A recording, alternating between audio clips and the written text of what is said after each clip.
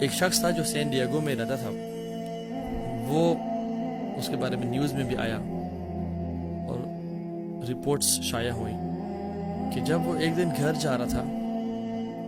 تو گھر کے جب اپنے محلے کے قریب پہنچا، اپنے سیکٹر کے قریب پہنچا تو دیکھا ایک آگ لگی ہوئی ہے اور دھواں نکل رہا ہے، تو بڑا خوفزدہ ہوا کہ یہ کیا ہوا۔ وہ اپنے گھر کے جس طرح سے قریب جاتا گیا تو دیکھا اس کے گلی کی طرف سے آگ اٹھ رہی ہے،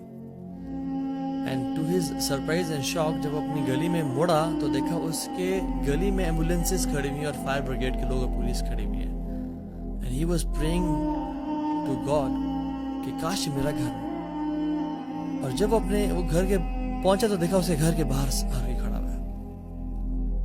When he inquired about what happened تو لوگوں نے اس کو پیچھے کیا اور کہا کس کا گھر ہے؟ اس نے کہا میرا گھر ہے۔ تو انہوں نے اس کو ہاسپٹل لے گئے اور وہاں پہ بڑے طریقے سے ایک نیوز بریک کی کہ تمہارے گھر میں فائر لگی تھی اور تمہارا سارا گھر جل گیا، جس میں تمہارے بچے، تمہاری بیوی اور تمہاری مدر تینوں کی ڈیتھ ہو گئی۔ امیجن اس شخص پہ کیا گزری ہوگی۔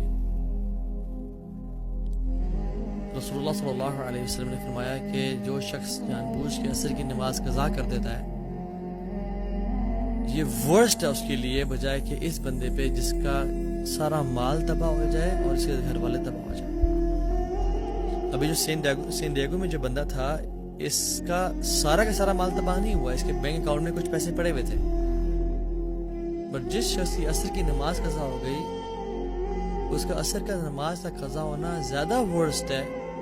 اس چیز سے کہ اس کا سارا مال تباہ ہو جائے اور اس کی ساری فیملی والعیاذ باللہ تباہ ہو جائے۔ Now how much do we feel sad about this person in San Diego? Imagine یہاں پہ میں اور آپ